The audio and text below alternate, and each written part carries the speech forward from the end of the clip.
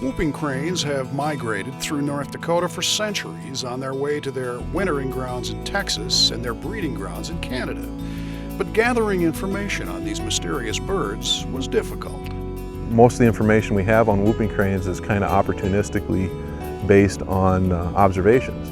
Dave Brant's work with sandhill cranes at the Northern Prairie Wildlife Research Center in Jamestown made him an ideal candidate for the whooping crane trapping project near the Aransas National Wildlife Refuge in Texas. He knows about the care needed in handling this endangered bird with only 300 specimens that exist in the wild. The actual capture process itself was an evolution.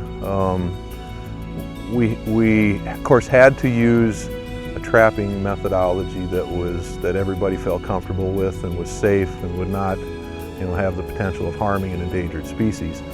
The first thing the capture crew did was test various devices on themselves to make sure they would not harm the birds, finally settling on a device that was so benign it trapped the bird and then had an elastic feel that made it similar to playing a fish. Ultimately developed a remotely triggered snare in conjunction with a fiberglass ring placed on the ground that holds the snare in place. The bird puts its foot into a depression that demarks that snare. You can fire that remotely.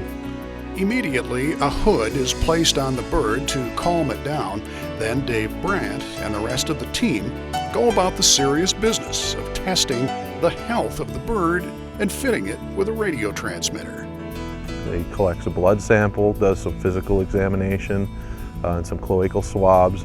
And all this is pretty much happening at the same time. I am taking some measurements on the bird and preparing the transmitter and getting the transmitter attached to the bird. The goal of the group is to get their work done and have the bird back in the air in 15 minutes or less to avoid as much stress as possible. This is Tom Jensen, Outdoors.